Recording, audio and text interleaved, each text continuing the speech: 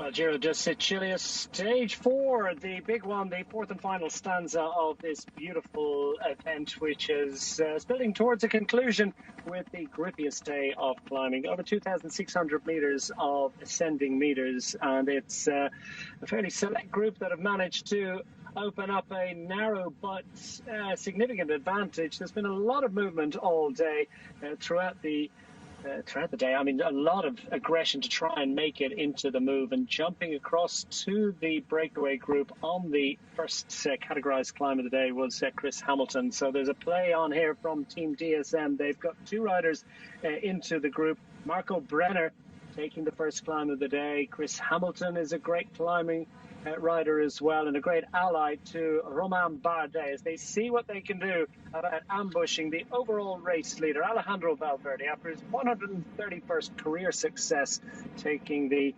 leader's yellow and red jersey yesterday.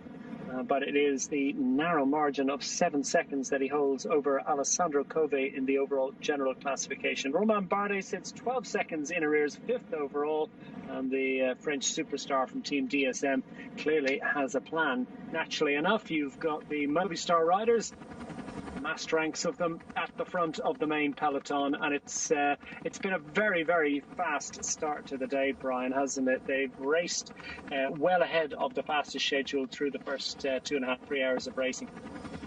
Yeah, they definitely have, and it's not going to slow down, as you can see from the shape of the peloton. Okay, we're on a descent now, and understandably the riders are lined out, but a strong breakaway of 7 riders. Marco Brenner and Chris Hamilton of DSM. Chris Froome is there for Israel Startup Nation. We did say he was here just to try and gain that form, a bit of a kind of slow rehab for him. And Amasqueta is here for Cajarual, Ravazzi of Eola Cometa, Jean Bou of Euskaltel, and Christian Scaroni as Gazprom, the rider in the white. He is the new leader, and it looks like he'll be barring any major incidents, he'll be taking that title all the way to the finish today. So he's on 45 points to the overnight leader, Ben King, who's on 30 points. But as you say, Declan, there are a few riders trying to come across to this group of 7. They weren't able to do this, so the pace has really been on right from the start, and they really haven't given, like most other days, they really haven't given this breakaway too much leeway, and are holding them at just over a minute. And it wasn't much more than that earlier on in the day, but yeah, Movistar are in control. We're expecting the baton, the final climb of the day, the special climb before we drop down into the town of Mascali to finish the stage today, the fourth and final stage. And I think I said it yesterday, Declan, that I think what you want to do is put yourself in the forefront. You don't want to be chasing seconds today. And I think by the looks of things, Valverde, crashed yesterday after the finish. Valverde looks good. And the others have to gain some time, which I think is going to be very difficult. But let's see what happens, because it looks like DSM are playing their cards, having 2 riders in the breakaway. The best placed, however, in the breakaway is Christian Scaroni of Gazprom Rusvelo at 13 seconds. So a danger, and that's why they're not giving them too much. It's been all on all day. It took ages for the early break to establish itself. When it finally did, the maximum advantage was not much. It was less than a minute and a half. Chris Froome in there clearly is minded to see if he could take the stage success that would signal a comeback of sorts. But as you mentioned, there's so many riders in there that have different agendas. Scaroni, the King of the Mountains title awaits for him, but also perhaps an opportunity to ambush and move up on general classification. The Gazprom Rusvelo squad had placed a couple of riders in the lead group yesterday. They had Simone Velasco, currently sits 6th overall, and Scaroni, level on time, just 13 seconds back, is now a big threat. And so for the Movistar squad, much like yesterday, their strength and depth, their collective will has been so impressive, and their ability to place riders at or near the front and keep them there for sustained periods of time has been particularly noteworthy. And that's the way the situation is at the moment. We're plunging down with the next and the second and the final, indeed, classified climb of the week to come, the Scorciavazza, which is, as I mentioned, on the lower slopes of Mount Etna. It's going to be a sight to behold. Looking forward to the Shara. Shara actually refers to the lava flows and how they have affected the appearance and the characteristic and the geological nature of the hillside. Of course, all of these towns and villages along the way have been affected over the years in various different ways. There was a massive eruption in the 17th century that has played into the history of Sicily, and indeed of many of the towns and villages that we're travelling through today. And as I mentioned, that eruption in 1928 that pretty much destroyed the old town of our finishing town, Mascali. It's been reinvented since then in the 1930s. It continues to be an active volcano, Mount Etna. It's an extraordinary part of the world. It really is. It's like the surface of the moon or something, or Mars, or it's just very different in characteristic from the sort of mountains you would normally visit. I recommend it if you possibly can. Try to go on a day when it's not erupting.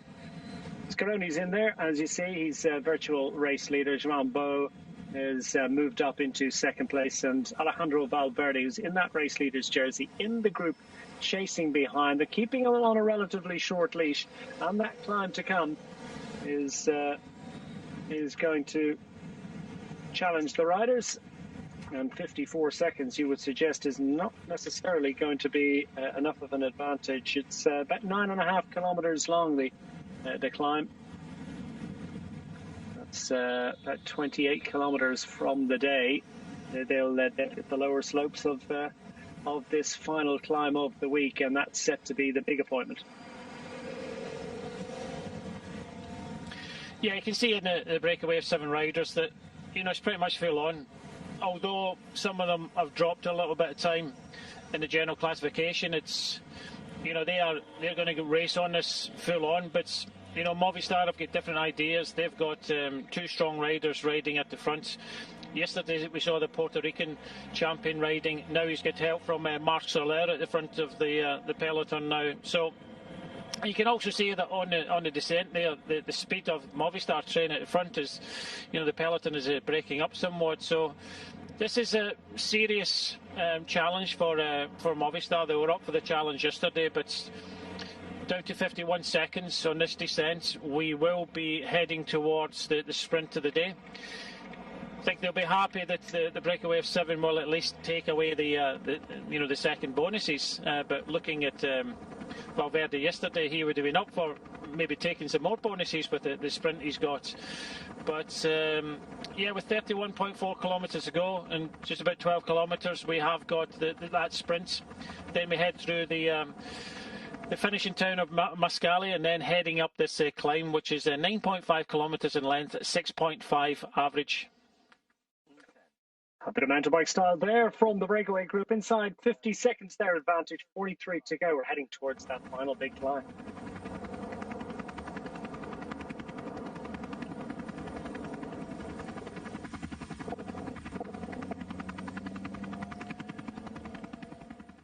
So the breakaway just going over this flyover.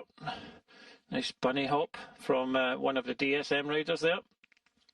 So the gap coming down all the time, and by the looks of things, the peloton have got these kind of earmarked 47 seconds, 45. Looks like the Israel Startup Nation car just trying to come up for the last time.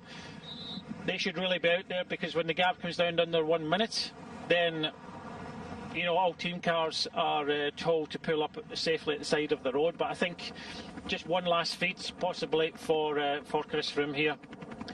You can see the splits at the front of the peloton. It will come back together. UAE just there pulling it all apart, but this is a strong challenge from the riders in the breakaway, forced in the hand of Movistar. And it's coming down all the time, 41 seconds, and still just over 40 kilometres to go, and the final climb. Will that decide the outcome of this year's Tour of Sicily? In my book, yesterday was a key stage, the ramp up towards the finish. You don't want to really be chasing seconds, because it's going to take a huge effort to drop the riders of Movistar, especially Valverde, who looks as if he is on some really nice form after his exit from the recent Vuelta. where he broke his collarbone, but yesterday was testament that he's got some good legs. So it's still the Puerto Rican champion, Gonzalez, at the front of the peloton. Just looking further up the road to see the breakaway, coming down to 36 seconds. So it does really look as if, you know, they really want to bring this breakaway back before the final climb of the day. Gonzalez pulls over like he did yesterday. Rubio now comes to the front. So Movistar still in control of this race and do not want this breakaway of Brenner, Hamilton, Froome, Masquetta, Ravazzi, Boo, and especially Scaroni disappearing down the road.